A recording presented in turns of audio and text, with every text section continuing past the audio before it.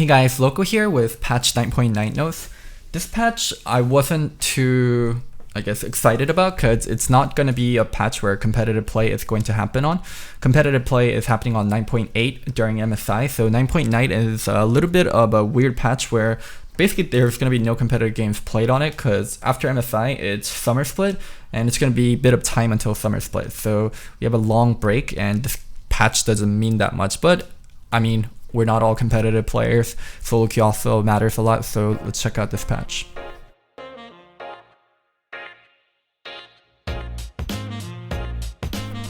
Hi, welcome to the biggest patch of the year so far. What? Wait a minute. This is the biggest patch of the year? Holy shit. Okay, maybe this patch is actually more important than I gave it credit for. We're seeing huge changes to Aatrox and Tahm Kench, champions who relied on specific aspects of their kit to dominate in some skill brackets of play, but made them suffer in others. Soraka's another one we're evaluating with changes aimed at getting her back to the ally focus support she was meant to be. A small pool of champions are also getting VFX updates, helping them feel more modern and up to the caliber and visual to newer champions. We're adjusting a wide assortment of runes as well, with the goal of having them compete with other runes and encourage more diverse rune paths. Get ready for one of the longest reads of your week. Okay, I'll try to make it short for you guys. Aatrox. Passive attack now heals Aatrox and mutilation removed. Q cooldown adjusted and damage increased. W slow flattened and cooldown increased. E heal trigger adjusted, revive no longer a baseline effect on R, takedown now extend R and enable revive. Movement speed adjusted, increases healing, lots of tuning. Just read the full change list for this one. Okay, where do we even begin? Since this rework, Aatrox has settled into a diving one-shot playstyle that's protected by a guaranteed safety of a revive. Rather than number tuning to make the revive less powerful, we're making mechanics change across the board to even scales between reliable power that's valued in pro and power that's more fitting of Aatrox's fantasy. Most notably, the revive on his ultimate is much less reliable, freeing up a lot of room to give him buffs, which make up the majority of other changes here. Overall, this patch pushes Aatrox towards a more boozery, drain tanky playstyle, and his list of strengths will include more than one all-in dive combo, accentuating his thematic as life-drawing water machine. Okay, they're reducing his health regen. So they removed mutilation, which was basically mutilation with grievous wounds combined with shields also. Alright, heals Aatrox for bonus physical damage dealt. Bonus physical damage dealt. What? Oh, okay, so his auto attack is buffered, or not buffered, his passive buffs his auto attack sometimes and he heals from it. So cooldown went from 25 seconds to 15 seconds, 2 seconds per attack or ability hit on enemy champions for the cooldown refund, and large monsters and per champion hit with the edge of the darkened blade. Okay, so the more you auto attack someone and you hit them with the edge of your Q, the more you get your passive back up. Maximum damage to monster went from 400 to 100. So, I mean, this hurts jungle Aatrox, but I don't really think jungle Aatrox was the biggest Aatrox playstyle anyways. Q, the Darkened Blade. The cool timer starts after Q3 or after Q window expires. So instead of it starting the moment you use Q, the cooldown starts after you use it completely. Okay, so 6-second cooldown. Even though they have the cooldown, it doesn't really mean that much unless like you're using Q in succession now, which you should do to make sure you can get it up faster again. Infernal Chains. Now it slows 25% at all ranks. Cooldown actually increased early and decreased later on.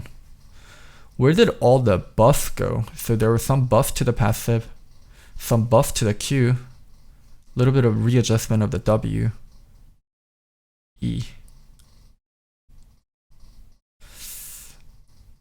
They removed attack damage on E after you dash. I'm guessing that went to the passive, so maybe it's on the ult. Removed free vibe. Okay, so he no longer gets revive for free. Takedown extend World Ender by 5 seconds, refreshes its movement speed and allows Aatrox to revive upon taking lethal damage when World Ender is active.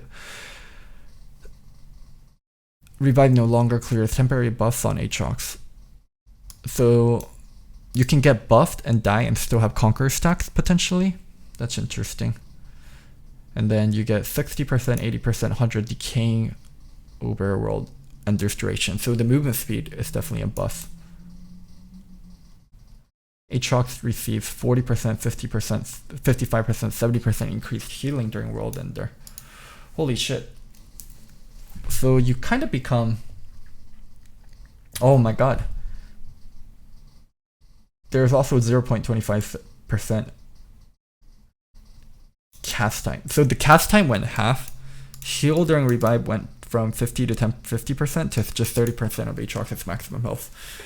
Wow, this changes his playstyle a lot. So he's more of a bruiser that goes in and that does his spells, and that can be thread over and over again. Because right now, Aatrox was very opportunistic, where you go crazy for a certain period of time where you get a lot of movement speed and you need to try to kill someone during that time. And after you either kill or don't kill someone, you become kind of worthless. But now, whenever you use your ult, you have potential to be in a strong state for a while, and after you kill someone, you're getting movement speed again. That's actually so crazy.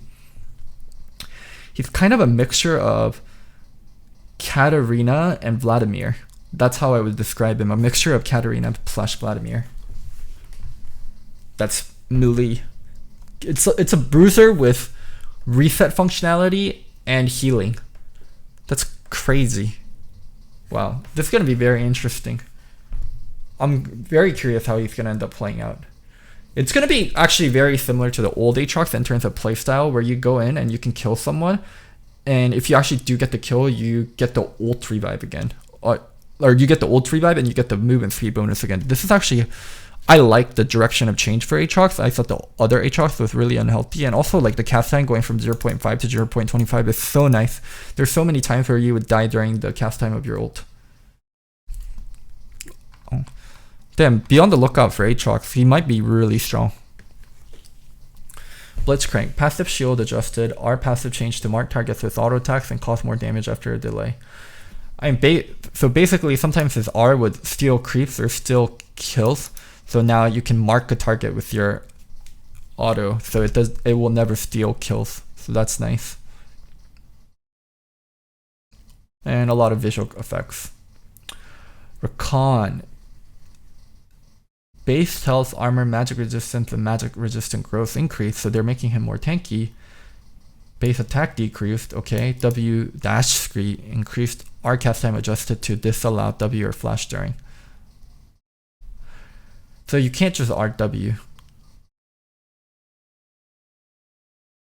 You can't just straight up RW. You have to use R and then wait a little and then W. So the engage isn't as sudden and undodgeable anymore, but he got power elsewhere, which I think is a little bit more healthier, because I think the current Rakan, a lot of his power is just on being able to R flash W, and that engage being the fastest long range engage in the game is fucking crazy.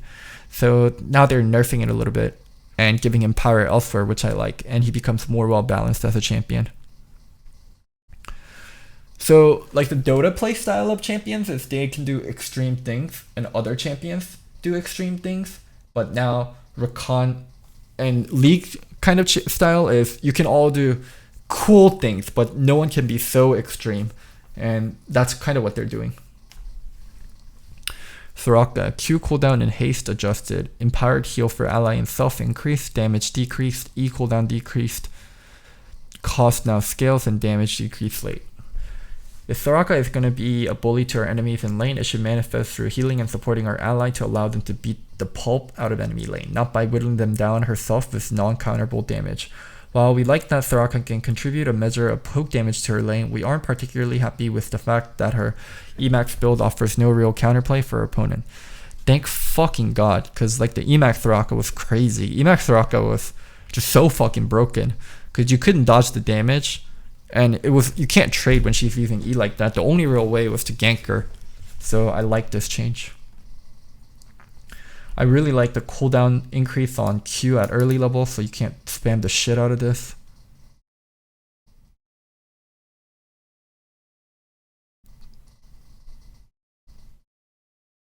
And then there's now more synergy between the QW. Okay, I like this.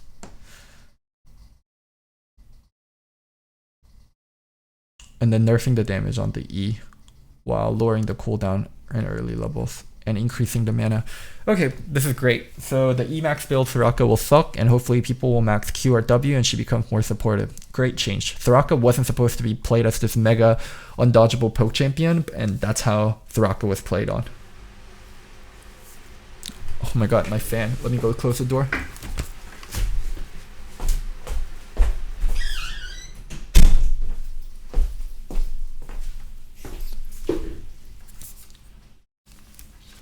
Alright, let's talk about Tahm Kench. Passive bonus damage flattened, Q slow range and slow increase, WCC self for enemies and allies, and refunds mana when used on enemies. E heal and shield increase and no longer cost mana. R range decreased and cooldown increased. Tahm Kench Devour does too much for a basic ability, and it makes him a huge priority pick for pros regardless of state of the rest of his kit. We're taking some big steps at readjusting some power, namely by significantly restricting beloved by pro ability like his ally Devour and moving some power into his stats. Okay, so he's not just a second life for AD carries anymore, which is nice. Buff on the Q. Now grounds and slows Tahm Kench by 95%, same as devouring an enemy champion. So the biggest thing about the grounding means you're not able to use flash anymore whenever you eat your allies. Mana refund 50% when Tahm Kench devours an enemy champion. That's hella good actually. But they increased the mana cost from 60 to 100. Yowza.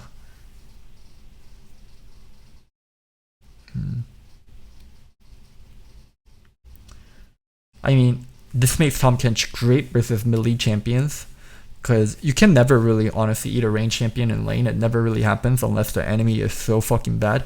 But you do get a lot of chances to eat melee champions, so this makes Tahm Kench a little bit better versus melee champions while nerfing the W flash aspect of his kit. I think this is a good direction for the change. E thick skin. Wow, E being buffed is kind of crazy, because this is probably one of the most frustrating parts of Tahm Kench.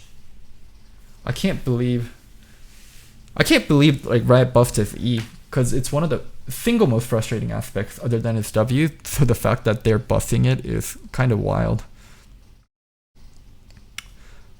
So his R is really shitty early, same as normal in level 11, and fucking god tier late game 8,500. No, it's not even a semi-global, it's almost a global at level 16. Woof. Okay, so they're making his ult a lot more stronger, his E a lot more stronger, his W stronger offensively, and his Q better later on. I still think Tahm Kench can see play. He'll just be used as a counter pick into melee champions. Like, if stuff like Alistar gets really popular, or Leona gets really popular, then you'll see Tahm Kench. Ooh, top lane Kench. That's actually a thing. You might see more top lane Kench. Because the ally healing of the W is a lot less important now. Wow, that's actually true. Whoever said that, top lane Kench is definitely going to see way more play.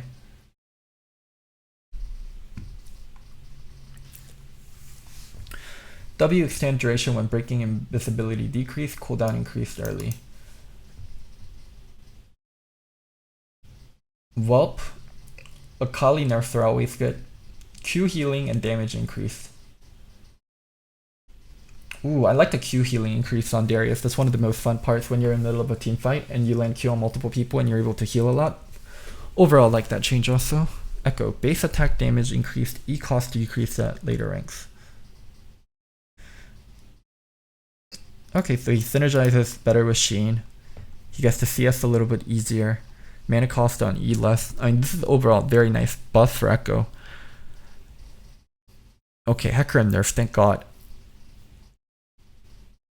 Yeah, Hecarim was so bursty pop-off type affair. That's a very good way to describe Hecarim. He actually has so much uploaded, like front-loaded damage with you charge into someone and then you get the Sheen attack and you also get the Red Smite bonus what is it, damage over time thing. Like Hecarim was so fucking crazy for that, so I like that nerf on that. Jarvan. Cleaning up some base stats and hitting Jarvan's fallback QW max build so it's less effective. So they're nerfing Jarvan's base stat even more. And increasing the E cooldown by 1.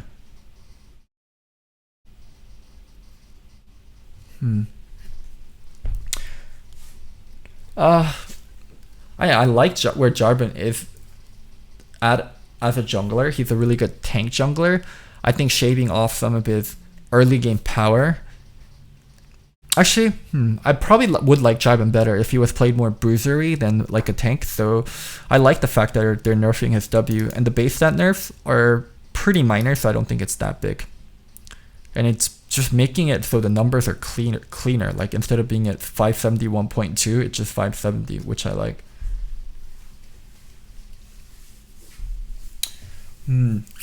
I hope Riot pushes Jarvan into more of a bruiser role than a tank role that he is in right now, because people just build in pure tank, like Cinderhulk into Gargoyle, which is a disgusting build because you can engage and just sit there for your teammates and be a good tank bot, but I don't think that's a good direction to send Jarvan.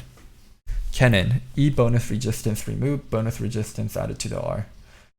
Okay, yeah, so people were maxing E early and sometimes running Aftershock, and it created this disgusting build for Kennen where he would be tanky early game.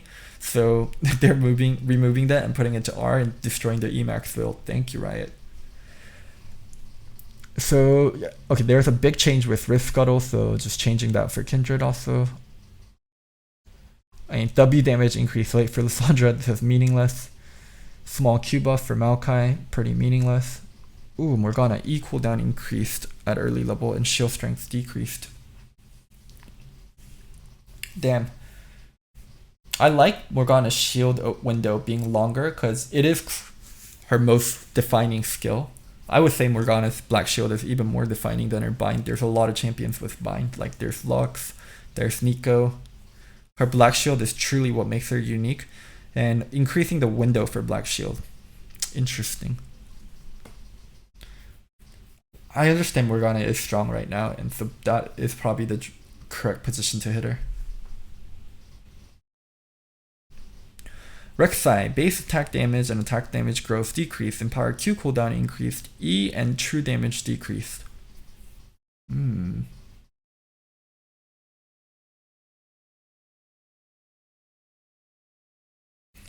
So nerfing our base stats tiny bit. Increasing the cooldown on her bird Q, which is the skill shot one. And nerfing our E a little bit. This won't destroy Rek'Sai. These are actually decent changes. It's a very slight nerf on Rek'Sai and it doesn't destroy the champion. I think the problem with Rek'Sai is her ult though. How much time it allows her to buy in a team fight. I think that's the big problem, and I'm surprised they didn't hit that.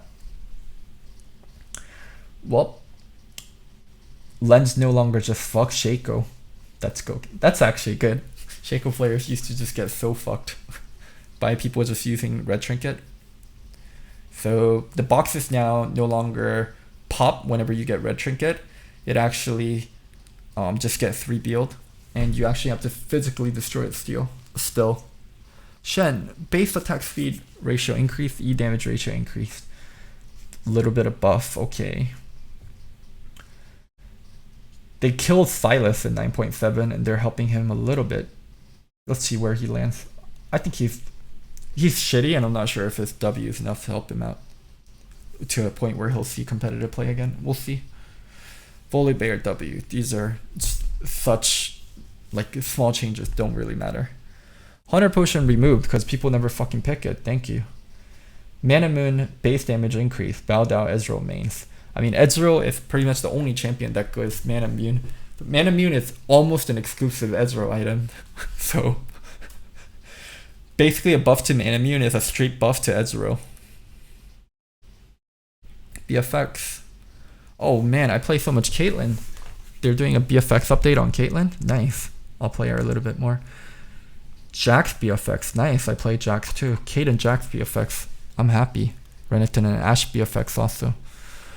Aftershock. Resistance no longer scales with level. Oh my god, I'm very curious what they did to Aftershock, because it should only be used for tanks, but it's not only used for tanks, it's used for fucking every champion. It's Aftershock luck support is the thing. Aftershock is taken by a fairly wide variety of champions, especially those with access to hard CC who opted into this rune for a window to boost of durability. Right now, it looks to be strongest on mages, specifically that extreme durability in combination with high amount of burst damage mages can provide via Aftershock's AP ratio leaves little room for opponents to play against Aftershock mages. To combat these cases, we're specifically targeting Aftershock scaling to better at the same power level for all its users. Oh my god, Riot still thinks it's okay for supports and mages to use Aftershock. Aftershock should be a tank exclusive rune. Oh my god, they don't understand. They realize like, oh man, Aftershock is really powerful on mages. Let's make it so it's not so powerful on mages instead of just fucking killing it outright for mages and non-tanks to use. I mean, it's okay. Like, I like that they are handling it a little bit, but I don't think they have the right idea. They need to realize Aftershock should be tank only. Don't allow non-tanks to effectively use Aftershock. Just don't. It's stupid. Minor rune tuning. Bone plating. A little bit of buff. Celerity. Flight change, so it's not just for Rammus users, it's not just 10% more effective movement speed bonus, it's 1% movement speed flat with 7% bonus. Kind of okay. Cheap shot, a little bit of buff, kind of okay. That's good. No one really used cheap shot. Conditioning, a little bit of buff. No one really took conditioning. Demolish, no nerf. It's one of the most frequent masteries, and they want more diversity, and they didn't nerf Demolish. I think Demolish is actually fine, and I like the fact that they are buffing other runes. Ghost Poro additionally grants 2 adaptive force when a Ghost Poro spots an enemy. Okay. But Ghost Poros get scared out of the brush whenever you step in them. This is such a minor buff.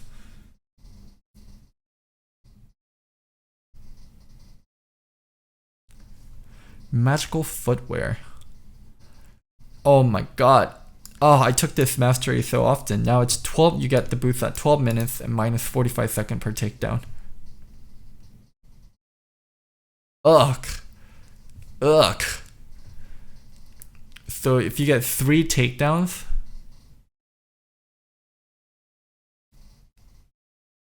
$12, 135. If you get 3 takedowns, then you can have a sub 10-minute boost. Where before, if you only got 1 takedown, you could have it pre 10 minute. It takes 3 takedowns to have a sub 10-minute boot, where before it only took 1. So that's a huge nerf. Oh wow, this is actually the biggest nerf. Relentless Hunter. Nice. Hella buffed, actually. Relentless Hunter is actually so buffed. It's probably the biggest buff mastery. Scorch. A little bit of damage. Whoa, Ultimate Hunter, nice buff. Ultimate Hunter and Relentless Hunter actually got really nice buff.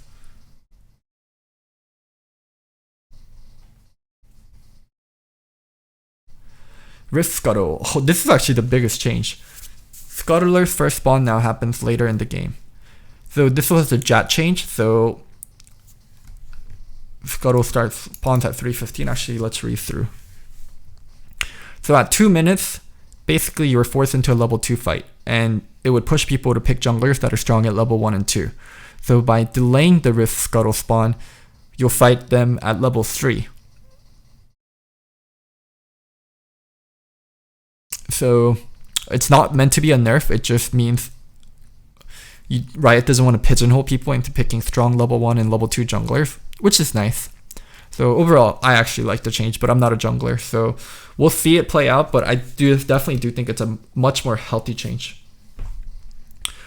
Alright, that's it for my patch review. I hope you enjoyed it. I'm overall happy with 9.9 changes, and there's a lot of things up in the air, so we have to see how it plays out.